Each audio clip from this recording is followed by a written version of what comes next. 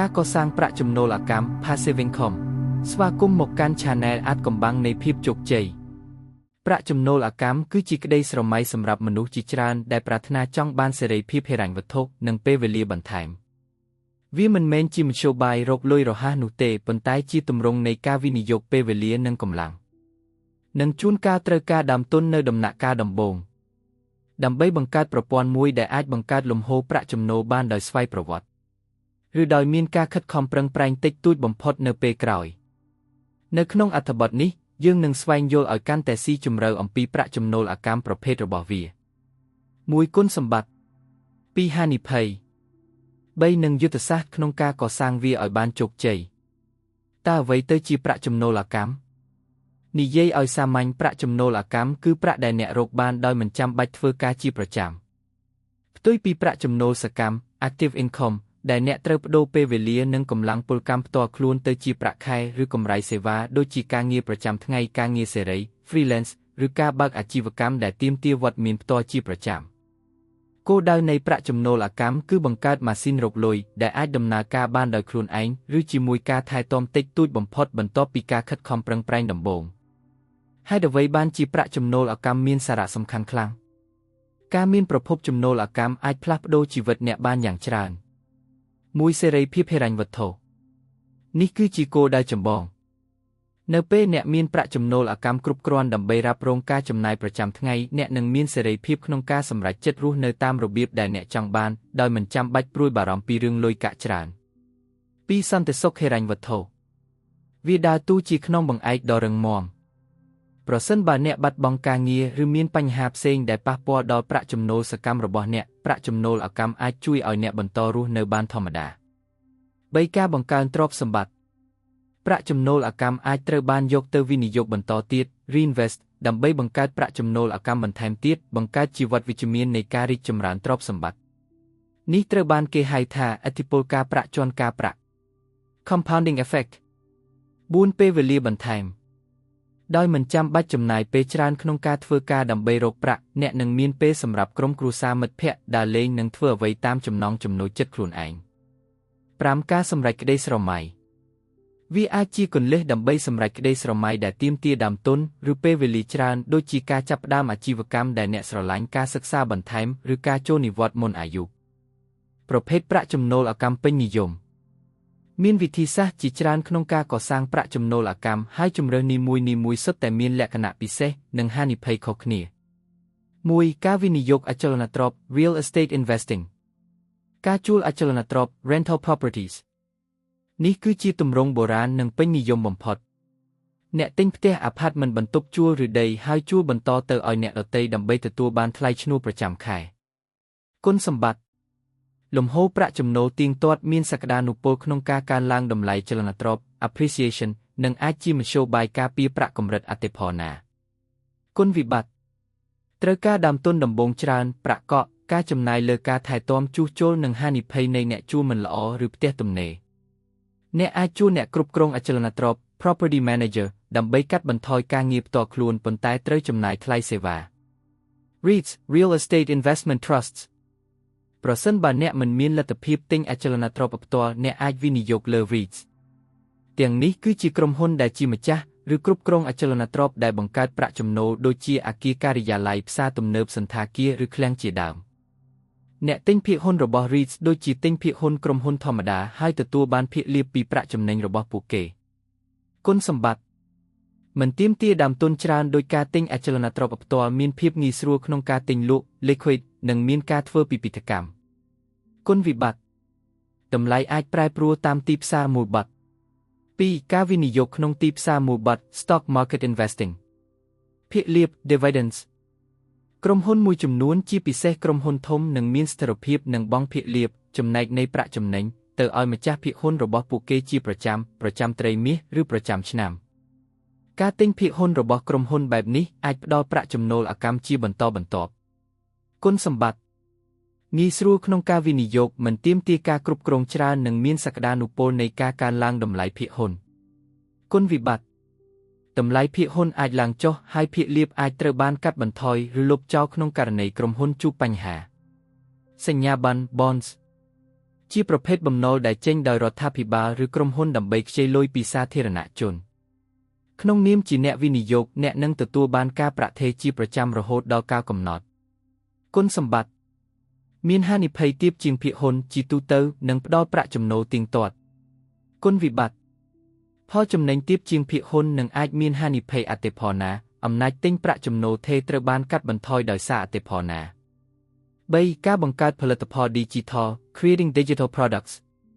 សៀវភៅអេឡិចត្រូនិក e-books ប្រសិនបើអ្នកមានចំណេះដឹងជំនាញឬរឿងនិទានល្អអ្នកអាចសរសេរ e-book ហើយលក់វានៅលើវេទិកាដូចជា Amazon Kindle Direct Publishing Cape នៅពេលដែលអ្នកបោះពុម្ពវាហើយការងារភាគច្រើនត្រូវបានបញ្ចប់ហើយអ្នកនឹងទទួលបានកម្រៃជើងសារពីការលក់នីមួយគុណសម្បត្តិដើមទុនទាបបើមានអាចបង្កើតបានម្ដងហើយលក់បានច្រើនដងគុណវិបត្តិទាមទារការខិតខំប្រឹងប្រែងដំបូងក្នុងការសរសេរទីផ្សារនិងអាចត្រូវប្រកួតប្រជែងខ្លាំងវគ្គសិក្សាអនឡាញ Online Courses ប្រសិនបើអ្នកជាអ្នកជំនាញលើប្រធានបទណាមួយអ្នកអាចបង្កើតវគ្គសិក្សាវីដេអូឬអត្ថបទហើយលក់វានៅលើវេទិកាដូចជា Udemy, Teachable, Thinkific ឬ Skillshare គុណសម្បត្តិ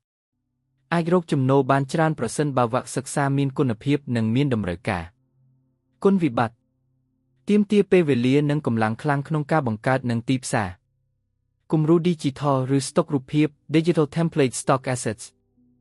អ្នកអាចរចនាគំរូ Templates សម្រាប់កម្មវិធីដូចជា Canva, Adobe Photoshop ឬ Microsoft Word ហើយលក់វានៅលើទីផ្សារដូចជា Etsy, Creative Market ដូចគ្នានេះដែរប្រសិនបើអ្នកជាអ្នកថតរូបឬអ្នកថតវីដេអូអ្នកអាចដាក់លុងរូបថតឬវីដេអូរបស់អ្នកនៅលើគេហទំព័រដូចជា Shutterstock, Adobe Stock, Getty Images គុណសម្បត្តិបង្កើតដំណងលក់បានច្រើនដងអាចធ្វើតាមចំណូលចិត្តគុណវិបត្តិត្រូវការជំនាញរចនាឬថតរូបវីដេអូនិងការប្រកួតប្រជែង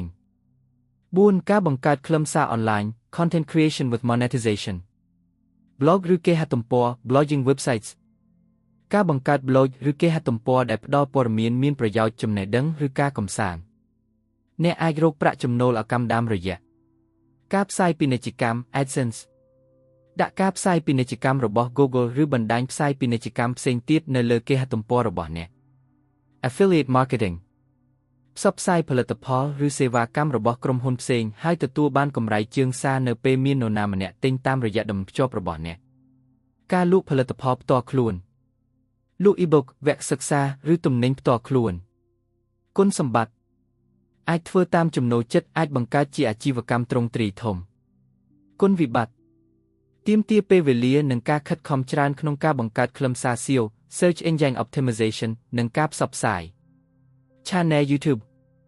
បង្កើតវីដេអូដែលមានគុណភាពខ្ពស់លើប្រធានបទដែលអ្នកចូលចិត្តឬមានជំនាញអ្នកអាចរកប្រាក់ចំណូលតាមរយៈការផ្សាយពាណិជ្ជកម្ម YouTube AdSense នៅពេល Channel អ្នកមានអ្នកទស្សនាច្រើន Sponsorships ក្រុមហ៊ុនបង់លុយឲ្យអ្នកផ្សព្វផ្សាយផលិតផលរបស់ពួកគេ Affiliate Marketing ដូចទៅនឹង blog ដែរការលក់ទំនិញ Merchandise លក់ឲ្យយឺតមួកឬរបស់របរដែលមានម៉ាក Channel របស់អ្នកគុណសម្បត្តិអាចជាមធ្យោបាយដ៏រីករាយនិងមានប្រសិទ្ធភាពក្នុងការភ្ជាប់ទំនាក់ទំនងជាមួយទស្សនិកជនគុណវិបត្តិទាមទារឧបករណ៍ជំនាញកាត់តពេលវេលានិងការខិតខំប្រឹងប្រែងជាប់លាប់5ការផ្ដល់ប្រាក់កម្ចី Peer-to-peer Lending អ្នកអាចផ្ដល់ប្រាក់កម្ចីដល់បុគ្គលឬអាជីវកម្មផ្សេងទៀតតាមរយៈវេទិកាអនឡាញមួយចំនួនហើយទទួលបានការប្រាក់មកវិញវេទិកានេះដើរតួជាអន្តរការីរវាងអ្នកឲ្យខ្ចីនិងអ្នកខ្ចីគុណសម្បត្តិអាចផ្ដល់ផលចំណេញខ្ពស់ជាងគណនីធនាគារធម្មតាគុណវិបត្តិ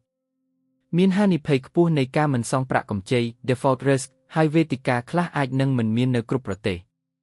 6អាជីវកម្មតាមប្រព័ន្ធអនឡាញដែលមានលក្ខណៈស្វ័យប្រវត្តិ Automated Online Businesses Dropshipping អ្នកបង្កើតហាងអនឡាញហើយលក់ផលិតផលរបស់អ្នកផ្គត់ផ្គង់ផ្សេងទៀតនៅពេលអតិថិជនធ្វើការបញ្ជាទិញអ្នកផ្គត់ផ្គង់នឹងដឹកជញ្ជូនផលិតផលទៅកាន់អតិថិជនដោយផ្ទាល់អ្នកមិនចាំបាច់ស្តុកទំនិញទេគុណសម្បត្តិដើមទុនទាបមិនចាំបាច់មានឃ្លាំងស្តុកទំនិញគុណវិបត្តិ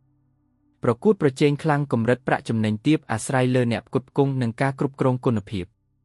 Fulfillment by Amazon FBA អ្នកផលិតឬទិញផលិតផលហើយបញ្ជូនទៅកាន់ឃ្លាំងរបស់ Amazon Amazon នឹងធ្វើការស្តុកទុកវេចខ្ចប់និងដឹកជញ្ជូនទៅកាន់អតិថិជនគុណសម្បត្តិប្រើប្រាស់ហេដ្ឋារចនាសម្ព័ន្ធដ៏ធំរបស់ Amazon កាត់បន្ថយការងារផ្ទាល់ខ្លួនច្រើនគុណវិបត្តិថ្លៃសេវា Amazon ខ្ពស់ការប្រកួតប្រជែងខ្លាំងគន្លឹះសំខាន់ដើម្បីកសាងប្រាក់ចំណូលអកម្មប្រកបដោយជោគជ័យ